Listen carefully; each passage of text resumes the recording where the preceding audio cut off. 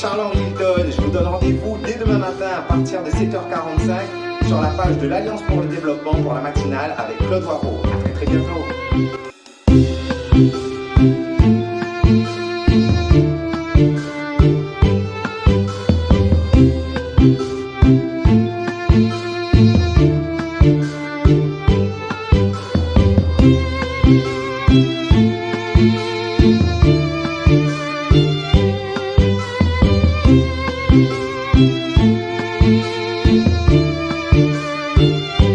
Bonjour et merci à tous d'être présents. Comme tous les matins, nous allons accueillir tout de suite Claude Waro, tête de liste de l'Alliance pour le développement. Bonjour à tous et bienvenue dans ce numéro 5 de la matinale où nous accueillons ce matin Claude Waro. Bonjour Claude Waro. Bonjour. Alors Claude Waro, ma première question ce matin elle sera très simple. Après la baisse des impôts que vous nous avez parlé, votre deuxième grand engagement concerne la sauvegarde de l'environnement face au changement climatique. Pouvez-vous nous apporter des précisions là-dessus ? Vous n'ignorez pas que l'humanité tout entière est confrontée à ce problème du changement climatique qui menace la planète elle-même tout entière. Et il me semble que dans tous les coins du monde, tous ceux qui ont une parcelle de responsabilité doivent se dire comment apporter notre pierre. Pour ce qui nous concerne, on a assez largement commencé. Ça fait des années que nous développons des activités photovoltaïques sur le territoire de la commune. Beaucoup a déjà été fait et il faut l'accentuer. C'est pour cela que nous disons qu'à chaque fois que nous allons prendre une décision pendant la mandature qui vient, elle devra répondre à la question, pour mettre en application ce projet, quelle est la part de contribution à la lutte contre le réchauffement climatique, contre la production de gaz à effet de serre. Pour une collectivité, l'enjeu principal pour l'essentiel, c'est l'éclairage public, c'est la dépense d'électricité, la dépense d'énergie. Comment faire en sorte que l'énergie que nous allons dépenser soit plus une énergie renouvelable plutôt qu'une énergie à partir de produits fossiles, comme c'est le cas à l'heure actuelle avec la centrale thermique du Golfe. Donc, quand nous allons parler électricité publique, nous allons penser lampadaire photovoltaïque. Quand nous allons penser amélioration de l'équipement scolaire, nous allons penser construction de préaux avec photovoltaïque sur les préaux, comme nous l'avons déjà fait sur Verval et sur Bellevue de 2008 à 2014. Quand nous allons penser équipement sportif, nous allons penser éclairage avec des ampoules à faible consommation d'énergie. Et ce sera ainsi pour tout ce que nous allons faire. Est-ce que dans ce projet, il y a une possible contribution à la lutte contre le réchauffement climatique ? Voilà le sens de notre engagement numéro 2 dans la construction de notre programme. Alors on le voit, c'est un sens qui est très écologique et on peut le dire. Est-ce que Claude Waro ne cherche pas quelque part à séduire les écologistes ? Écoutez, moi j'ai le sentiment que, avant même que le mot écologie existait, nous faisions déjà, nous, au Parti communiste, de l'écologie. Lorsqu'en 1974, Paul Vergès écrit, j'écris sous la dictée de Paul Vergès, le plan de survie du Parti communiste, 270 pages tapées à la machine par les doigts que vous avez ici. L'écrasante majorité des propositions formulées par le plan de survie sont des propositions de caractère écologiste. Protection du patrimoine, protection de la biodiversité, lutte contre l'érosion, endiguement, défense de tout ce qui est réunionnais, et en particulier tout ce qui est notre biodiversité. Il n'y a jamais eu à La Réunion un document plus écologiste que celui-là, et je doute fort qu'il puisse y en avoir demain. Donc l'écologie, nous savons ce que c'est, nous l'avons fait, avant même qu'on en parlait. C'était en quelque sorte notre oxygène à nous, l'écologie réunionnaise. Alors j'aimerais rebondir sur quelque chose que vous venez justement de dire. Vous avez parlé du plan de survie et il y a les internautes qui nous suivent et le collectif Oasis Réunion Bio vous interroge sur l'autosuffisance alimentaire et l'utilisation des pesticides dans l'agriculture. Qu'avez-vous à nous dire là-dessus ? Lors du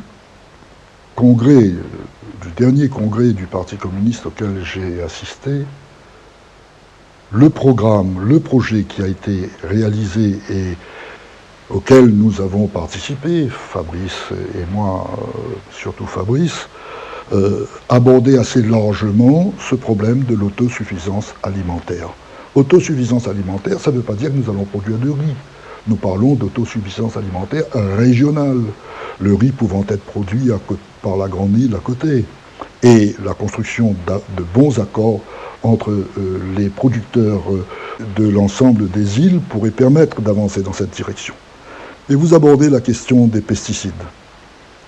Protéger notre population est une responsabilité des élus. Il serait donc normal que les élus soient attentifs à ce qu'il n'y ait pas un usage excessif de pesticides dans la production agricole. Et bien entendu, le développement de l'agriculture biologique réduit l'usage de pesticides. Penser qu'on va s'en passer complètement du jour au lendemain est tout à fait une illusion. Mais tout de même, pour entreprendre, il n'y a pas l'obligation, la certitude de réussir. Et nous pouvons penser que si demain un courant se dessine dans le sens tel que proposé par votre interlocuteur internaute, nous l'accompagnerons. Cela paraît évident. Alors, une autre question, Claude Warraud. Depuis le ralliement des forces de progrès autour de votre candidature pour le second tour, il est question d'un éventuel troisième engagement. Pouvez-vous nous apporter quelques précisions là-dessus? Il y a un troisième engagement, mais il ne faut pas croire qu'il est lié au rassemblement. Le rassemblement est une démarche politique de tous ceux qui ne veulent pas que Saint-Louis reste dans le camp de cette droite réactionnaire qui dirige la Réunion aujourd'hui. Suffisamment outrancière d'ailleurs pour que certaines personnalités, notoirement de droite, choisissent de venir avec nous. Le troisième engagement, il est lié à la crise sanitaire que nous venons de vivre et qui ne comprend pas le Covid-19 seulement. On peut considérer que la Réunion a été assez largement épargnée par le Covid-19. Pas parce que le virus ne voulait pas de nous, mais parce que nous ne voulions pas du virus. Et qu'à un moment donné, quand on s'est rendu compte que l'entrée libre à la Réunion introduisait le virus et un risque considérable pour notre population, les mesures ont été prises pour empêcher que ce virus qui rentre puisse circuler dans le pays. Et de fait, il n'a pas circulé et il ne circule pas. Mais pendant qu'on luttait contre, et de manière efficace, avec tout ce qui a été proposé comme règle que les Réunionnais ont respecté, et je m'en félicite, mais pendant que nous luttions contre le Covid-19, nous ne portions pas une attention suffisante à la dengue. Et sous ces trois formes, elle a fait des dégâts et elle continue à faire des dégâts considérables. C'est pour ça que je pense qu'on ne peut pas s'exonérer d'une obligation de lutte pour la santé, pour l'état sanitaire du pays, des quartiers, des maisons, des habitations, des familles modestes, pour lutter contre tous les gîtes larvaires, comme ce fut le cas à l'époque par le chikungunya. Et je regrette que les autorités réunionnaises n'aient pas pris le même chemin qui avait été pris pour lutter contre le chikungunya à l'époque.